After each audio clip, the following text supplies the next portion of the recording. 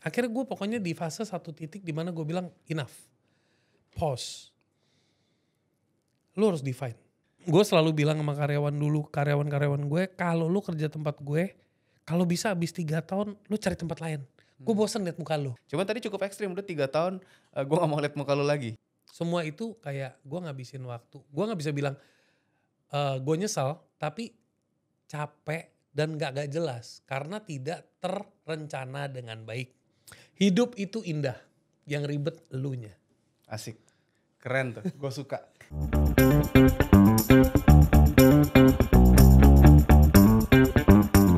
Oke teman-teman, ketemu lagi dengan gue Clemens Raharja, founder dari The Entrepreneur Society. Dan biasanya kalau di podcast kita tuh kita bakal belajar, kita dapat inspirasi, kita bakal dapat gali ilmu juga. Dan teman-teman bakal bisa kenal sama narasumber-narasumber yang keren-keren banget. Dan hari ini kita kedatangan ada satu orang nih, teman lama juga, kita kenal udah berapa tahun ya. Dan cerita hidupnya itu keren banget teman-teman. Kalau kita cuma ngomongin, kalau kita podcastnya ngomongin kisah perjuangan, kita pengen juga gali dari waktu pertama kali dia mulai terus habis itu ngalamin jatuh bangun, gimana dia bisa terus jaga pola pikirnya. Dan justru sekarang banyak menginspirasi orang-orang, betul? It's jatuh kan bukunya. Nah jadi ini kita sebelum kita mulai kita sambut aja ya, ini Kakak Sunil Tolani atau Bro Nil, kita beri tepuk tangan yang meriah ya teman-teman. Nah ini dia kalau maunya dikenal tuh sebagai mindset hacker. Jadi mungkin Bro coba lu ceritain dulu deh gimana kisahnya, terus habis itu kenapa mindset hacker, ini apa yang mau dihack nih? Oh oke. Kalau kisah ya, kita mulai dari kisah ya. Hai guys. Ya sih, perkenalkan diri dulu boleh, perkenalkan diri dulu. Jadi kakak Sunil gimana? Silakan lu yang mulai gitu betul, kan, tinggal pencet play button. Now you talk gitu. kita santai aja, chill. Ayo, silakan. Oke. Jadi kalau cerita gue itu dulu adalah seorang Bombay yang lahir di keluarga Bombay yang pada umumnya bisnisnya pada tekstil. Cuman gue agak keluar jalur, hobi gue elektronik bro. I see. Jadi gue akhirnya melipir ke IT. Oke. Cuman di era gua dulu di tahun 90-an, IT was not something sexy. Betul. IT ataupun elektronik itu yang lumayan working itu tukang servis TV sama tukang servis kulkas, sama tukang servis tape recorder dan sebagainya. But because gua nggak highly educated, gua nggak masuk ke university, gue nggak tahu tentang industri IT back then juga was not so highly valuable. Programmer juga dulu nggak highly valuable. Ya. Ya kan? Karena era ekspor lebih dominan, era dagang lebih dominan, bukan teknologi era. So, gue melakukan hal-hal yang mungkin kalau kita ngomong breaking the norms. Jadi, I like music, I was a DJ once upon a time.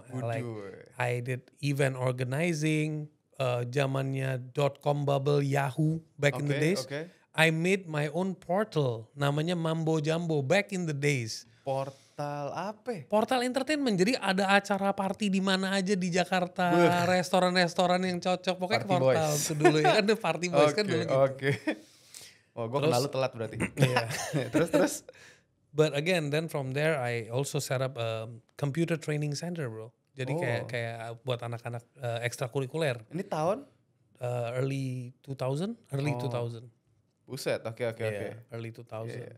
Mundur ke belakang lagi, gue sempat import Tamagotchi once upon a time. Tamagotchi, gue main tuh anjir. Between 96 to 98, di mana I made a lot of money, but I also lost huge amount of money. Di situ gue sempat hancur banget.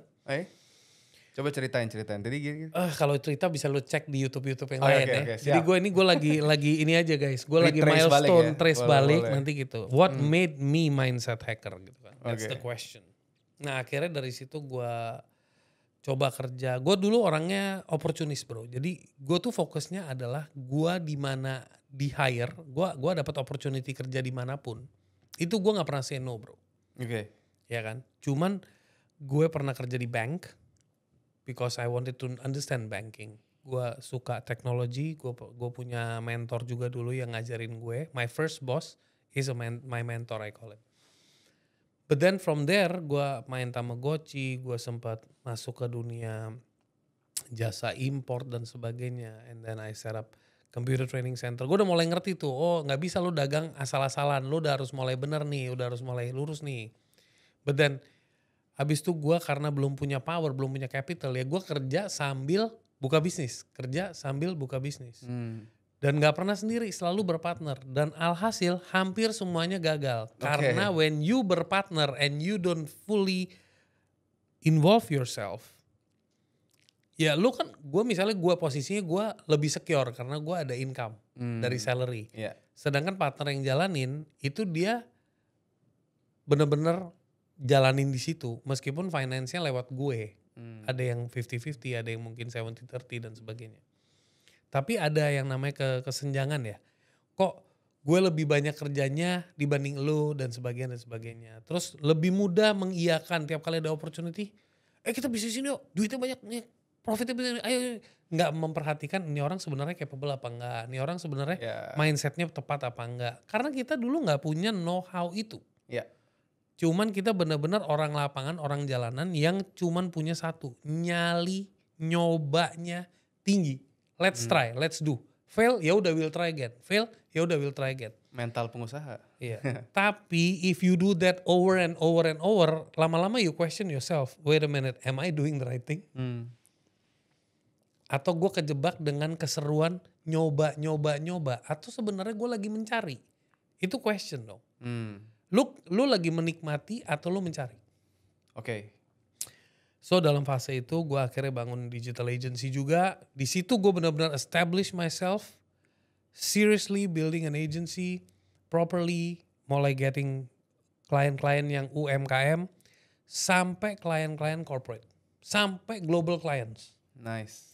Di situ benar-benar jalanin. Tapi ada satu fase di mana gue agak capek. Kenapa? Karena bisnis kayak agency, creative agency specifically, itu bisnis model yang highly dependent sama talent. Betul. Dan talent dimanapun, mau itu Indonesia, India, Amerika, dimanapun, itu challenge-nya kurang lebih sama. Yaitu gimana cara mempertahankan talent. Betul. Satu. Ngerti Kedua, banget. talent juga punya limit. Misalnya orangnya datang nih join sama gue tahun pertama, semangat. Tahun kedua dia tumbuh, tahun ketiga dia tumpul. Kenapa tumpul? Tahun ketiga dia mentok, dia gak mau tumbuh lagi. Dia merasa dirinya udah Pinter. Pertama pinter, kedua posisinya. Yeah. Yang tadinya lo staff, sekarang lo udah jadi leader. Begitu jadi leader, dia merasa ya udah bukan bagian gue untuk tumbuh, untuk belajar. Yang di bawah yang harus belajar. Oke. Jadi gue selalu bilang sama karyawan-karyawan gue, kalau lo kerja tempat gue, kalau bisa habis 3 tahun lu cari tempat lain. Gue bosen liat muka lu. Itu bahasa halus ya, karena gue udah gak harapin lu bakal belajar lagi. Biasanya lu udah belajar dan gue mau membentuk mereka menjadi yang terbaik tentunya. Iya. Cuman gue tahu gak semua orang akan punya drive untuk terus menjadi lebih baik. Sampai titik tertentu mereka akan merasa I'm good enough. Ada benernya. Iya kan? Iya, Sampai titik tertentu. Nah when you already reach I'm good enough, biasanya danger mulai datang di saat itu. Iya. Apalagi Ya kan? kalau dunia kreatif kan terus berkembang, Bray. Bener. Oke, terus? Jadi yang bikin capek itu. Akhirnya gue bilang kok gila, gue waktu dulu bikin agency, gue banyak bantuin klien. Klien datang ke gue, ini lucu loh kondisinya. Klien datang ke gue, Neil thank you loh.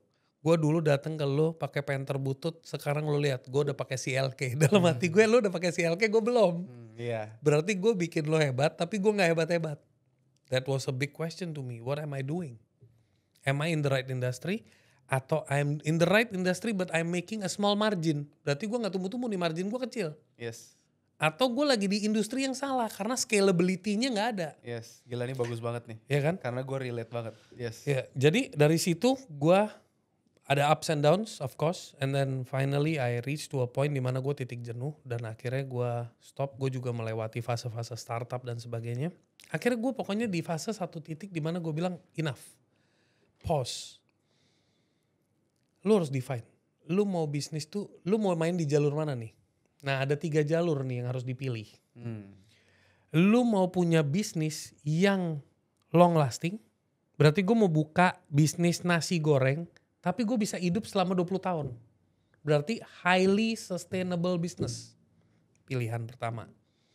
Atau yang kedua, lu mau main di bisnis yang highly profitable. Belum tentu bisnis yang highly profitable bisa tahan lama banget.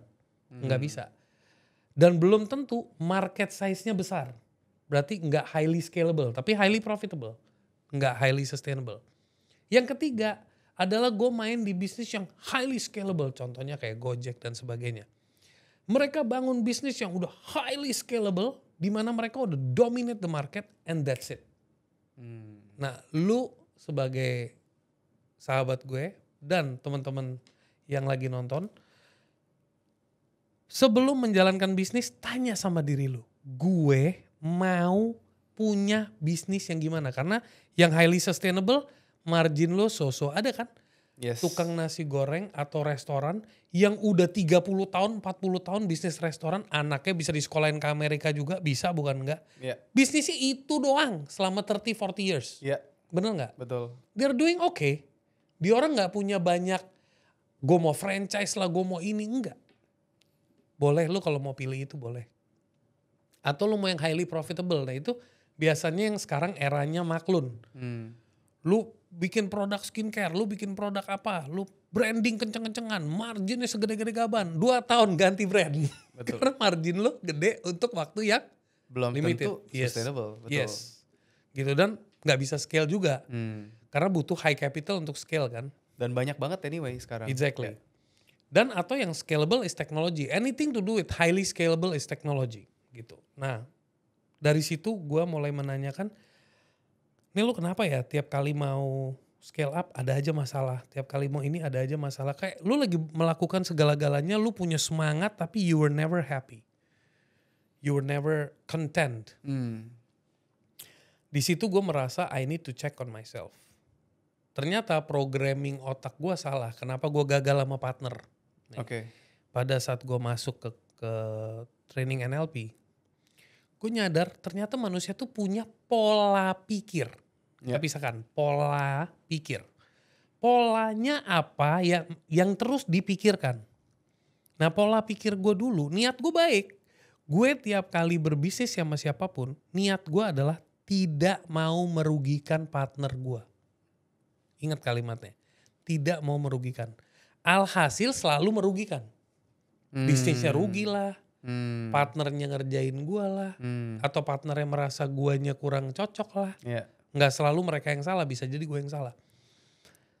Tapi kalau gue rubah polanya, daripada ngomongin tidak ingin merugikan klien maupun partner maupun diri gue ganti polanya menjadi saya ingin membangun perusahaan yang menguntungkan customer saya, menguntungkan tim saya, menguntungkan partner saya, menguntungkan investor saya, dan menjadi berkat.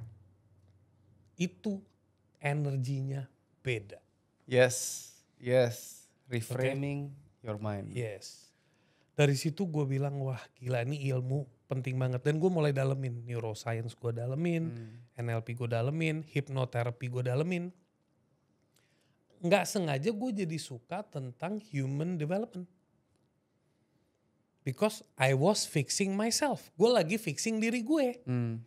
Dalam proses itu gue nyadarin, gila begitu banyak orang kali kayak gue di luar sana yang lagi jalan di hamster's wheel. Ya kan? Ya. Pokoknya yang penting gue harus cari duit, terus cari duit. Kenapa gak lo pause, bikin duit yang nyari lo? Bisa gak? Bisa. Lo harus menjadi someone yang bikin orang mencari lo gitu kan. Dan itu butuh patience. Betul. Butuh consistency. Butuh clarity gitu kan. Itu. Gitu bro. Nih pengalaman dari awal, dari lu ngalamin jatuh bangun sampai akhirnya lu mesti belajar untuk reframing mind. Itu bagus. Kalau tadi ngomongin dari pemilihan partner, dari setting up. Sama gue ngalamin banyak hal yang serupa. Dan tadi mau bisnisnya itu mau dibawa kemana. Sebenarnya kita di The Entrepreneur Society juga ngajarin kayak ini bisnis lu tuh begitu mau mulai bikin mau dibawa kemana. Kalau kita ngomongnya kelas 1 sampai kelas 6. Kelas 6-nya tuh mau dibawa kemana? IPO kah? Merger, akuisisi, mau ngomongin nanti ditembak dana sama investor, mau ngomongin nanti franchise dan sebagainya. Tapi banyak orang yang stuck di kelas 3, kelas 4, kelas 5 tuh karena ya udahlah Clement segini om udah cukup. Tadi biayain anak-anak udah pada kuliah ke luar negeri segala macem gitu kan. Memang mesti tahu clarity arahnya mau dibawa kemana. Dan kalau kita nggak tahu akhirnya kita stuck ngerjain perintilan. Betul. Gue juga sama ngalamin yang tadi lu bilang ini agency, terus habis itu berkutat, ya kan, managing talent dan sebagainya. Cuman tadi cukup ekstrim, udah 3 tahun gue gak mau lihat muka lu lagi. Ya, Itu bahasa gue karena gue udah punya matrix kan. Betul, yang kerja betul, sama gue. betul. Gue punya agency 10 tahun bro. Iya, Jadi nah. gue punya matrix ya. Iya, nah gue tuh on the other hand nih, mungkin idealisme gue lagi, gue kepengen tim gue tuh bisa stick sama gue, kita Iya. sukses bareng gitu kan, pengennya kita nanti suatu, tapi memang ya kita nggak bisa pungkiri juga akan ada gap tadi, ada limitasinya. Kalau ngerasa I'm good enough, nah itu problem tuh, itu problem tuh gitu kan. Dan ya maksudnya ya ini teman-teman yang dengerin kayak gini ya podcast ini itu tadi dapat banyak pola pikir baru, gimana cara kita ngadepin dari pertama dari diri kita sendiri, terus habis itu dari kita nanti ngomongin ke timnya seperti apa gitu. Nah, it's a good sharing ya tadi. Benar-benar gue pengen gali lebih dalam lagi, justru kayak kan kalau tadi ngomongin nih mau bisnisnya yang mana, nah yang sekarang lo lagi bangun tuh pilihannya apa nih? Sustainable. Terus tadi ada yang kedua itu dia jangka menengah, highly profitable tapi mungkin pendek, sama yang terakhir ini scalable. Yang lo lagi kerjain sekarang? Tiga-tiganya. Oke. Nah itu jadi gue ini another pola pikir. Kadang orang tanya, lu jadi maunya gimana? Lu mau jadi A atau B? Gue jawabnya kalau gue bisa jadi A dan B, kenapa gue harus jadi atau? Oke, sounds good. Gitu kan. Ceritain. Nah, kalau kita ngomongin sustainable business, sekarang gue kerja sebagai CTO as a professional di sebuah perusahaan TBK. Dia fokus di bisnis, fondasi utamanya adalah satu, connectivity. Connectivity, siapa di dunia ini yang gak butuh terkoneksi? Di otak kalian mungkin semua yang lagi nonton Facebook, Instagram. No. Connectivity di sini adalah pulsa. Connectivity di sini adalah connection. Right? Gak ada internet, cuma. ya kan? Internet berarti ISP. Kalau nggak ada internet, lu nggak bisa connect ke Facebook kan? Nah, terus kalau lu mau traveling, lu kalau pakai modem yang lu sewa tuh. Nah, ada produk namanya Passport. Lu sewa misalnya. Lu bawa kemana aja, you are stay connected. Jadi you are always connected anywhere you are. Jadi di company yang gua kerja as a CTO ini, they believe in one thing, they believe in connectivity. Anything to do with connectivity will be focusing. Oke. Berarti ini ngomongin apa? Infrastruktur bro. Ya. Infrastruktur itu adalah long term atau short term? Long term udah pasti. Berarti highly sustainable. Iya. Betul kan? Oke. Terus kalau ngomongin highly profitable bisnisnya macam-macam. Gue bisa mendadak join sama temen gue misalnya, Nil kita bikin kaos yuk. Marketnya ada nih spesifik anak-anak muda komunitas ini. Dia main gabungin anak-anak kreatif, bikin tema-tema untuk IP Indonesia. Karakteristik daerah bisa lo jual. Itu highly profitable. Tapi itu limited. Marketnya juga terbatas. Kalau ngomongin scalability, kita ngomongin apa? Kita ngomongin teknologi. Kita ngomongin apa? Kita bangun platform. Kita bangun solutions.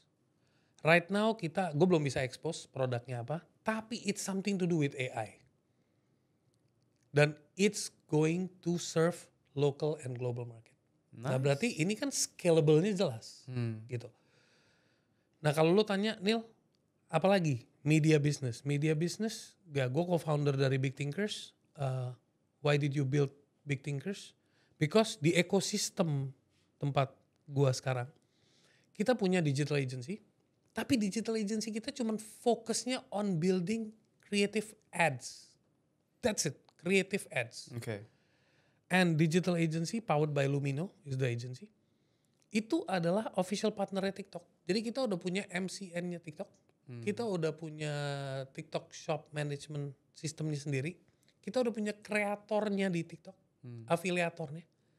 Kita juga punya back-end system, fulfillment system, di mana kita bantu brands untuk fulfillment.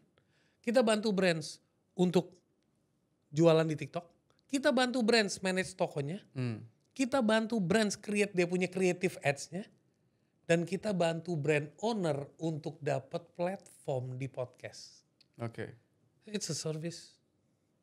Very nice. Good, bener kan? Yeah, jadi it's a system, service yang udah cukup komplit. Nah itu yang gue lagi kerjain sekarang. Tapi coming back to mindset hacker, ya karena based on all this pengalaman, ya gue merealize that lu nggak bakal bisa ngelakuin sesuatu sendiri. Lu harus jalanin semua with the right people, with the right mindset. And gue sangat percaya, Clemens, everything is about momentum. True. Everything is about momentum. True. Nah ini ada tips yang keinget nih, mumpung keinget. Boleh. Buat teman-teman yang lagi nonton. Kalau berbisnis, itu lu harus tahu ada 4 fase. Fase pertama, itu adalah picking the game. Itu biasa orang nyoba-nyoba tuh. Kita coba yuk skincare, coba yuk health, coba yuk ini. Itu picking the game. Itu orang-orang yang punya spirit opportunis. Yang kita bilang, wah dia orangnya opportunis banget tuh. Nah biasanya orang-orang itu demen picking the game. Tapi dia punya kendala, kenapa orang yang demen picking the game itu banyak gagal? Kendalanya dia jago picking the game tapi dia nggak jago picking the players. I see, okay. Jadi you know the game but you don't know how to play the game. Now that's a problem. Yeah. Because yang lo lihat adalah the size of the game. Bukan how to play the game. So number 1, picking the game. Number 2, playing the game. Okay. Number 3, winning the game. Number 4, quitting the game. Nah, kalau lo tahu ini 4 langkah dalam berbisnis, hidup lo tentram bro. Betul. Ya kan? Coba kita gali satu-satu. Coba. Yang pertama gimana? Yang pertama. Picking the game. Oke. Kalau kita masukin ini ke area teori, itu adalah orang yang memang punya api. Jiwa entrepreneur dia, spiritnya tuh apinya kuat. Gagal, cari lagi. Gagal, cari lagi. Ini orang-orang jago picking the game. Hunters we call that. Yes. Ya. Nah kalau hunters dia tidak punya managerial skill, dia nggak bisa pick the right players. Betul. Makanya banyak entrepreneur, banyak orang bilang jadi entrepreneur. Menurut gue ya kalau orang bilang anyone can become an entrepreneur, betul. Kalau modal api doang banyak yang bisa. Tapi kalau udah masuk ke managerial Berat. skill, masuk ke strategic, 3 nih ya. Jadi we talking about opportunity, management, strategic. 3 skill ini. Lu kalau nggak punya ini, lu nggak bakal bisa jalan. Betul. Tapi kalau management dan strategic tanpa api juga lemot. Jadi all the 3 is very very much needed. Yes. Penting banget. So, while picking the game, lo perlu apinya.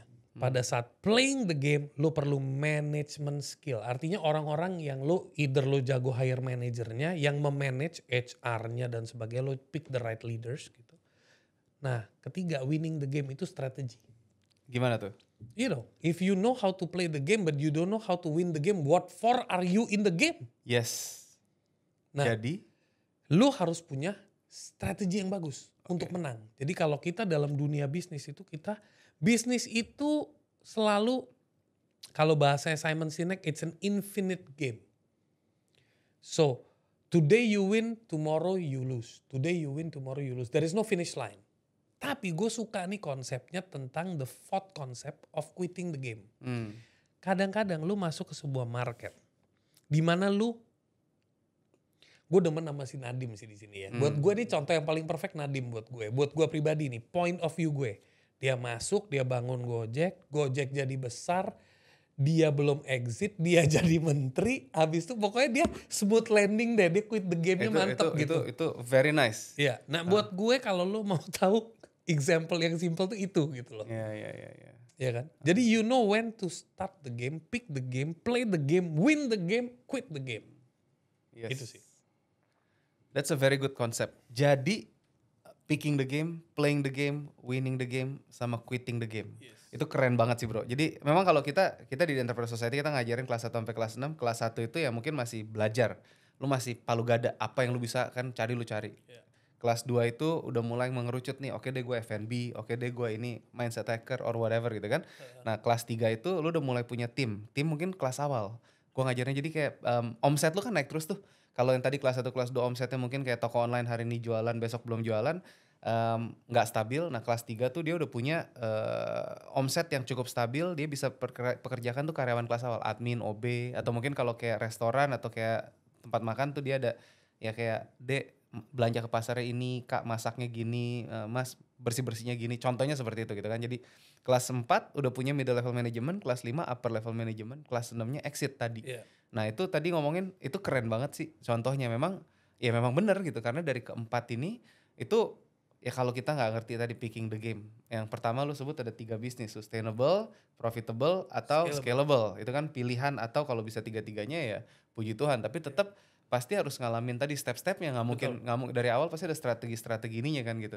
Ini dari pengalaman lu yang udah ngebangun tadi berapa banyak industri yang udah jatuh bangun gitu, justru malah akhirnya terbentuk. Kalau yang ini dimasukin ya di mindset ininya hackernya juga enggak atau? Enggak, kalau mindset hacker itu julukan bro. Jadi kenapa Oke. gue julukannya mindset hacker ya karena gue demen ngulik solutions. Jadi gini, when people come to me and they talk to me, they discuss ideas or they discuss problems, I come up with solutions yang mungkin perspektifnya lebih luas. Jadi kadang-kadang gue percaya kita itu hidup itu harus memperkaya perspektif. Yes. Kalau kita punya perspektif yang kaya, kita bisa melihat satu masalah itu sebagai masalah atau sebagai kesempatan baru. Tergantung dari mana sudut pandang kita lihat masalah itu. Dan kalaupun kita melihat itu sebagai kesempatan baru, kesempatannya berapa banyak? Karena satu masalah bisa menciptakan 5 kesempatan baru kalau lu kaya perspektifnya. Iya. Tapi kalau perspektif lu sempit, ya lu cuma punya 2 pilihan, masalah atau opportunity. Iya. Tapi kalau perspektif lu luas, oh ini masalahnya ada 5 sebenarnya. Opportunity ada 12 sebenarnya. Iya. Karena lu perspektifnya kaya. Betul. Itu dari lebih ke situ. Jadi mindset hacker is not a business, it's a term. Okay. Kalau orang bilang lu coach ya, term. Iya, mindset hacker is a term. Jadi gue kerjanya nge-hack otak orang gitu loh. I see. Oke. Keren juga. Itu terminologi baru, gue baru dengar tuh. Kan biasa kalau bisnis coach banyak. Gue sering dipanggil coach tapi gue tidak mau, ya maksudnya bukan gimana, karena emang gue bukan coach. Tapi gue lebih kayak di Entrepreneur Society lebih ke mentor. Jadi bisnis mentor. Gue banyak mentorin teman-teman, terus naikin sampai bisnisnya mereka berkembang, ada sukses story-nya segala macam. Lebih ke arah situ. Tapi kalau coach itu kan lu nemenin terus tuh. Ini harus gini kan. Gak ada waktunya, Bray, karena kita kan running bisnis juga. Gimana kisahnya? Cuman mindset hacker menarik. Role-nya gue macam-macam. I can be a mentor, I can be a leader, I can be a guider, I can be a coach, I can be ya temen sparring lo, challenger lo, gitu kan. Lo punya idea, gue challenge gitu kan. Jadi gue bisa ketemu blind spot lo. Betul. Gitu. Betul. Lebih ke situ sih bro. I see. Dari keempat ini kalau kita ngomongin exit. Tadi satu kan perusahaan udah TBK juga ya, gitu kan. Jadi pengalamannya emang udah kesana lah gitu. Oke. Tapi kalau kita ngomong, nah kalau tadi lu ngomong, kenapa gue tadi ngomong quitting the game. Tapi sebelum itu, gue ada basic pertanyaan yang gue rangkum lah, buat teman-teman yang kalau mau mulai bisnis atau bahkan mau milih network, begitu banyak community di luar sana, right? Lu mau milih network aja. The more the merrier. Pernah dengar kata-kata? Betul. The more the merrier, bahasa Indonesianya gimana tuh menjelaskannya? Makin banyak makin asik.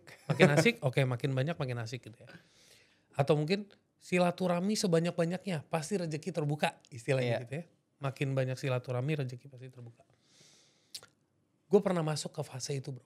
Dimana gue masuk ke dalam segala macam networking field, networking community, gimana gitu. Tapi ada satu titik di mana gue merasa it was all waste of time.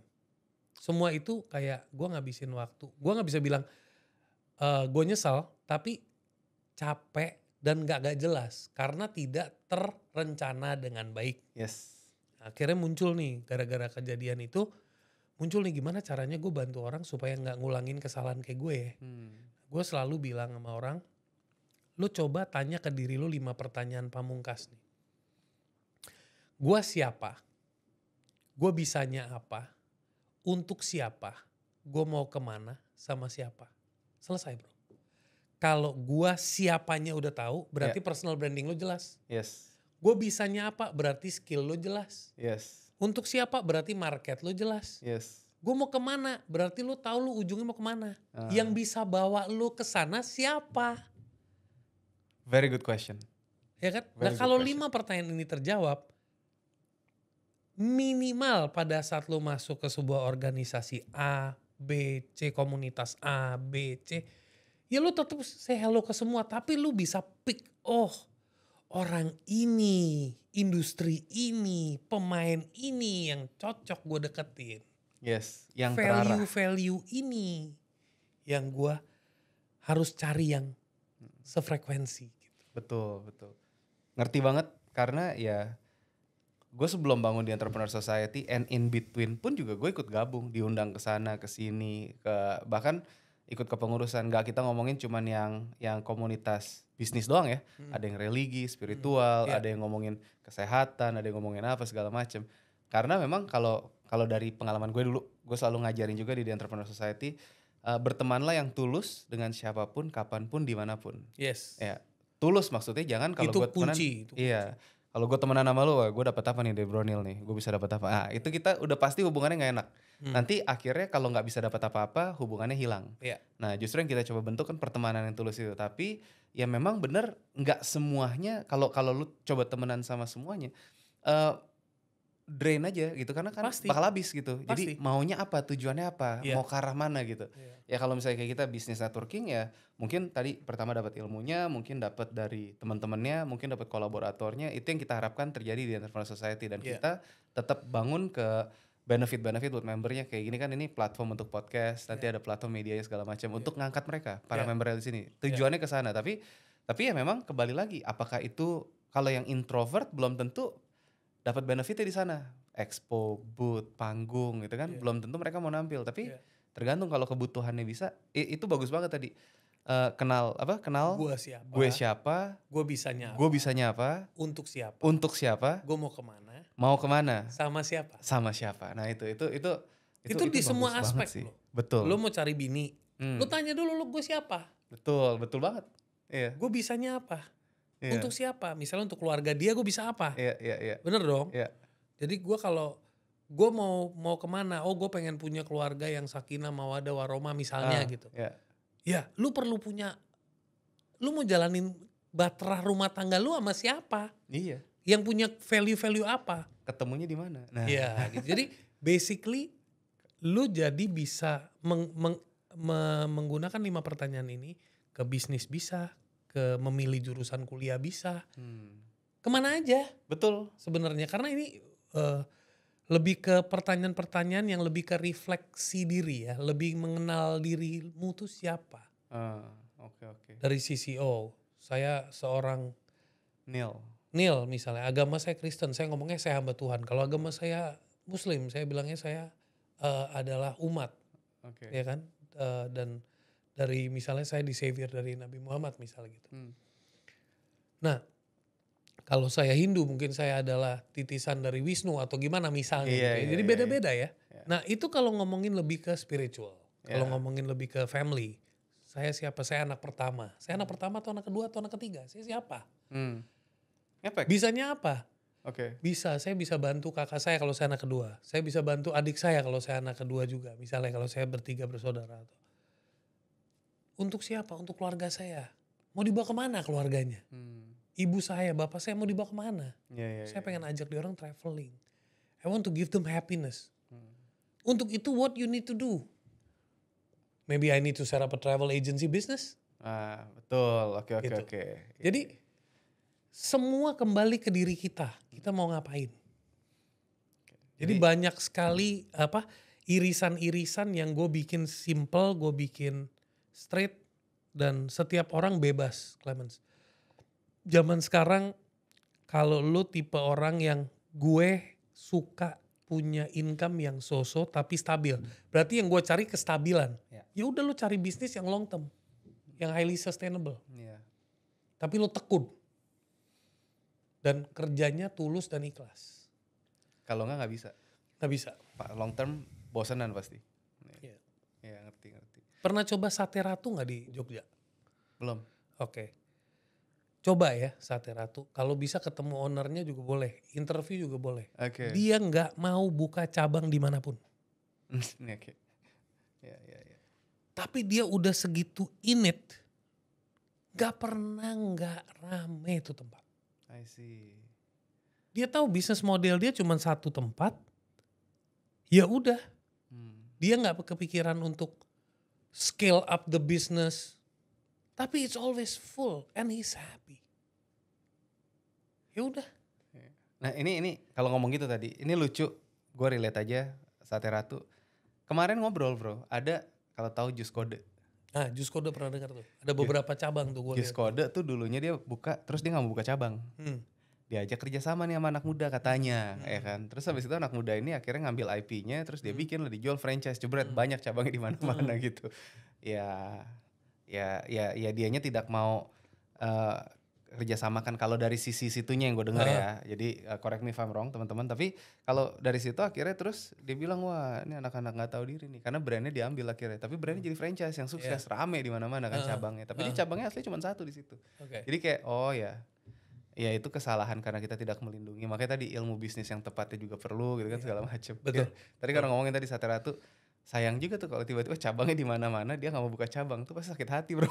Iya, tapi dia udah well established. Oh iya. Brand and everything. Dan dia, lu sekarang pernah nggak denger, lu ke restoran sate yang jualan sate, tapi di situ sate ini sudah dinikmati lebih dari 180 negara.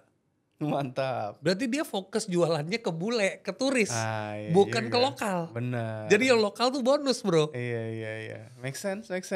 Wih lucu juga. Out of the box, right? Iya. Yes. Keren. Gue suka nih. Oke. Nah teman-teman ini kita ngelihat dari tadi kan ada buku nih di sini kan. Kita ngelihat ini Kak Sunil nulis di buku kedua. Yeah. Yang pertama apa judulnya? Gue ogah ribet. Nah lu mau ceritain gak tuh gue ogah ribet sama ini apa? Kalau gue ogah ribet itu buku gue nulis tentang perjalanan yang tadi, yang gue ceritain lu secara singkat. Nah di situ detail tuh. Nah oke. Jadi jatuh bangunnya gue, prosesnya gue dan sebagainya. Sampai di mana gue, sampai hutang bank lah, sampai gue harus ambil aset orang tua gue taruh di bank, sampai nyokap gue pernah ngomong, lu hari ini berhasil membawa kita, menyeret kita ke pinggir jalan. Itu momen-momen yang cukup menyedihkan pada saat itu. Nah di situ gue menceritakan di buku itu kenapa Sunil melakukan A, terus B, terus C, the science behind my decision making. Jadi buku itu ada kisah dan ada science-nya behind. Jadi apa yang membuat gue mengambil keputusan itu? Nah itu buku namanya Gue Ogah Ribet. Kenapa? Karena hidup gue ribet. Jadi gue mau orang jangan ribet. Oke. Mantranya, hidup itu indah, yang ribet elunya. Asik, keren tuh, gue suka. Hidup itu indah, yang ribet elunya. Oke, good, mantap. Iya. Oke, setelah 3 tahun keluarlah buku kedua. Udah gini aja. Kenapa keluarnya itu? Karena selama 4-5 tahun terakhir banyak sekali yang datang seperti biasa mentoring ataupun tukar pikiran. DM lah, telepon lah, Zoom lah, coffee lah.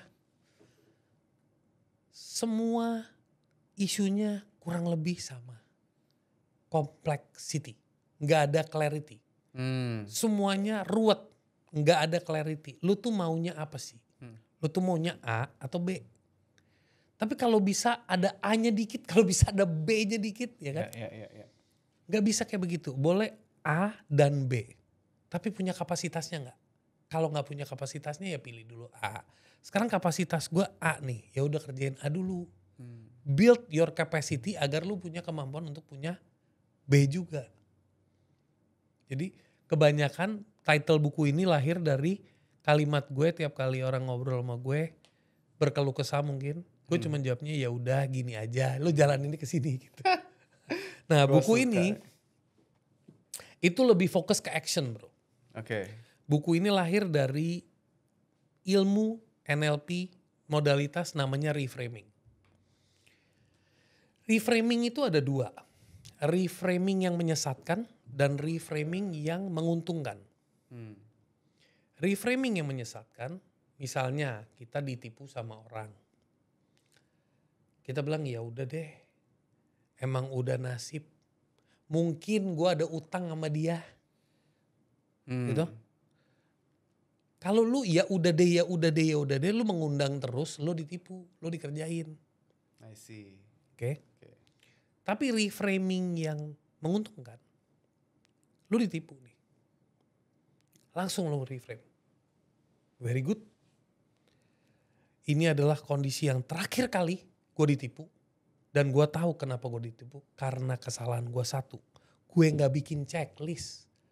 Kenapa gue sampai bisa ketipu. Ini saatnya gue bikin checklist, gue belajar, gue memahami apa yang terjadi, kesalahan apa yang gue lakukan sampai ini bisa terjadi. Yes. Dimana di kemudian hari gue bisa meminimalisasi resiko ini. Itu reframing. Nice. Kedua, di sini topiknya macam-macam dari ngomongin orang-orang yang sifatnya menunda-nunda. Banyak yang suka datang, bro Nil, gue itu susah keluar dari overthinking.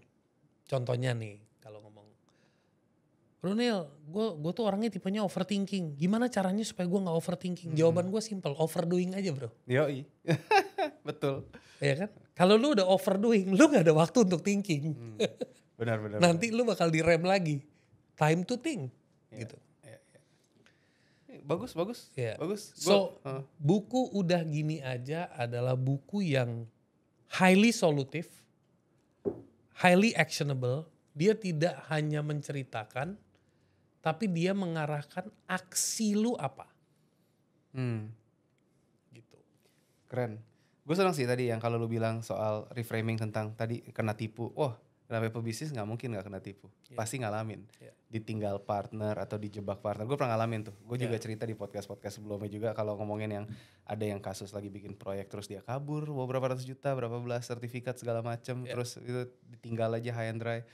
Dan sebagainya gitu kan. Terus yang ngalamin lah macam-macam. Dan it's a very good. Karena memang ya kalau pilihannya, kalau gue bilang tadi. Kalau kita mau mikir yang positifnya atau yang negatif ya. Kalau kita mikir negatif mungkin wah gila nih gue dikejar-kejar hutang apa segala macam, cuman duduk di pojokan nangis ngumpet, selesai.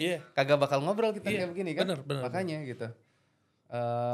Kita jadi ya akhirnya kalau ngomongin seperti itu ya mau gimana gitu loh istilahnya kan. Tapi kalau kita ngelihat fokus sama positifnya, gue fokus untuk mencarinya tuh apa gitu loh. Mencari apa yang bisa kita cari, peluang-peluang apa yang bisa kita kembangkan. Arahnya ke sana. Jadi justru kalau kita fokusnya ke situ, ya tadi overthinking, overdoing ya. Kalau kita cuma di sini overthinking akhirnya kan. Mendingan ya coba cari lagi. Ini kadang lepasin aja. Dan ini gue belajar itu ngelihat dari beberapa teman-teman. Gue ngelihat dari beberapa teman-teman yang bagus juga. Itu mentor-mentor gue juga bilang kayak kalau gue tuh kerugian waktu itu. Itu cuman ya nggak cuman sih, ya ada mungkin kayak utang konsumen bisa 2,7, 2,8 plus ya duit yang udah gelontor ke sana juga udah MM-an gitu kan. Tapi ada mentor gue, dia tambang, terus habis itu ya pokoknya singkatnya adalah utangnya tuh puluhan, 20-an M, 28 M atau gimana. Ya udahlah Clement, saya mesti soain ini gitu. Soain. Kalau gue ngomongnya 2, dia 20 sekian. Kayak ya udah put my life into perspective. Jadi dia daripada pikir negatifnya cari lagi peluang apa, cari lagi reframing. Bagus itu. Dan ini kalau tadi ngelihat singkat teman-teman ya, ini ada satu topik nih gue pengen gali nih sekalian, boleh ya? Boleh. Yang nulis Kak Neil, kita gali Kak Neil, ya kan? Apal nggak dia nih kan? Ada yang ini kita gue bisa apal bisa nggak loh. Iya. Ini yang kemarin gue ditanya sama anak-anak gue baru bikin konten kan. Dia ngomongin tentang generalis dan spesialis. Nah, jadi kemarin tuh kan generalis dan spesialis pilih mana? Gitu.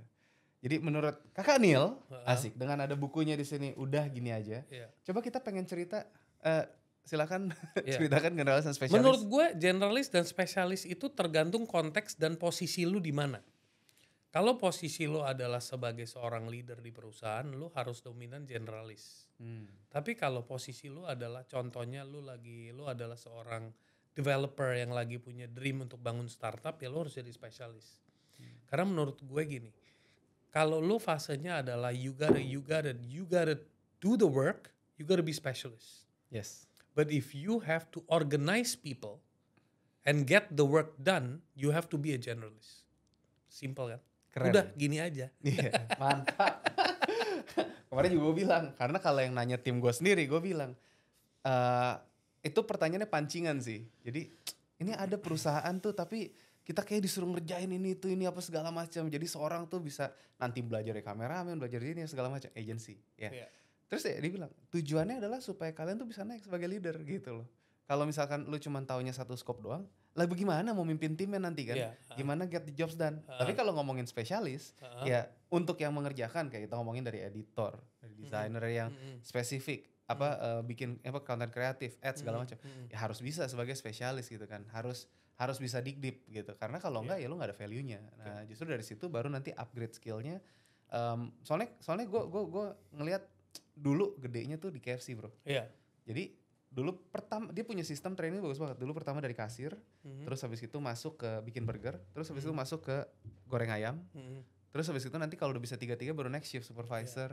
Jadi itu dipaksa seperti itu keren sih, gitu makanya. Makanya ya. Angle yang tadi lu ngomong itu bagus, tapi gue mau tambahin satu angle. Boleh. Buat teman-teman yang mungkin punya pertanyaan, lebih tepatnya Bro Clemens misalnya pernah nanya sama lu gitu. Bro Clemens, saya ini bingung, saya ini tidak punya spesialisasi. Karena hidup saya ini, saya bekerja disuruh ini. Akhirnya saya merasa saya itu generalis. Sedangkan generalis mungkin value-nya gak setinggi spesialis. Ya. Betul. Tapi sebaliknya, spesialis value-nya gak setinggi generalis. Gitu. Jadi gini. Bagus nih. Kalau you adalah jagoan editor, berarti you spesialis sebagai video editor. Very good. Your editing skill gak ada yang bisa lawan. Misalnya gitu. You dibayar mahal karena lu jago banget dalam editing. Tapi imagine kalau lu selain editing, lu juga bisa creating script. Lu juga bisa bikin storyboard. Lu juga bisa bikin ini. Value lu naik berapa kali lipat. Oke? Itu basis skill. Tapi kalau udah lu jago editing, lu belajar ilmu komunikasi dan mengkomunikasikan orang. Kenapa gue ngeditnya begini? Kenapa gue ambil angle-nya begini? Lu bisa jadi tutornya editor. Nilainya lebih lagi. Jadi apakah seorang generalis punya long term? No, kalau dia nggak punya satu spesialis dia mati. Tapi apakah seorang spesialis tanpa generalis bisa survive long term? No juga, karena dunia sekarang nggak butuh hanya satu. Dunia butuh spesialis plus, dunia butuh generalis plus. Itu dari kacamata gue. Keren abis. Nah itulah teman-teman. Jadi kenapa teman-teman mesti baca udah gini aja ya dari kakak Sunil Tolani. Gue kayaknya itu ending yang kuat banget buat hari ini. Dan nanti kita bakal sering sharing lah. Nanti gue undang juga lu untuk ngobrol sama teman-teman kita di Entrepreneur Society. Nanti untuk kita bisa saling kolaborasi lebih banyak lagi gitu kan. Nanti juga kalau teman-teman pengen dengar kisah-kisah yang nanti Kak Sunil mau gali, kita bakal ada follow di mana? Follow di Neil Tolani. Neil Tolani atau Big Thinkers ID. Bigthinkers.id. .id atau ID? .id. Ya, bigthinkers.id atau Neil Tolani teman-teman kita bisa lihat sini ya. Ini koko ganteng ini satu ya kan kita lihat ya asik kan. Udah gini aja sama ini ada bukunya gue ogah ribet. Mantap tuh kita lihat nanti sama satu lagi ada Big Thinker, bigthinkers.id gitu ya. So gue juga kalau ngomongin NLP gue certified, gue juga demen dari zaman dulu. Makanya tapi kita pakainya lebih ke arah hypnowriting untuk bikin scripting dan sebagainya. Jadi ya memang at the end of the day kita perlu, kalau tadi lu ngomongin, gue recap singkat. Tadi kan ada 5 pertanyaan ya. Gue siapa? Gue bisa nyapa. Terus habis untuk itu siapa? Untuk siapa? Gue mau kemana? Sama siapa? Kayaknya lu kena banget itu ya. Kenapa gue ngomong gitu? Karena gini, berapa banyak orang-orang yang gabung-gabung gitu kan. Dan mereka nggak tahu tapi mereka emang explore. Ya nggak masalah. Karena gue juga ngalamin hal seperti itu. Gue pernah as a networker, ya kita perlu lah gitu.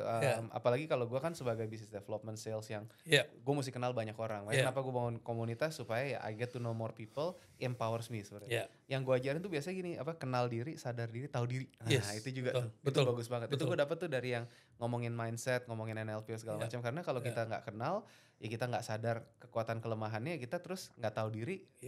Jadi intinya ya kalau kita bisa kuasai tadi 5 pertanyaan atau 3 pertanyaan ini, dari tadi teman-teman topiknya banyak banget ya, dan ini padat banget. Nanti nonton lagi ulang, timestampnya juga ini bisa didengerin berulang kali. Tadi pesan-pesan dari Bang tuh bagus banget.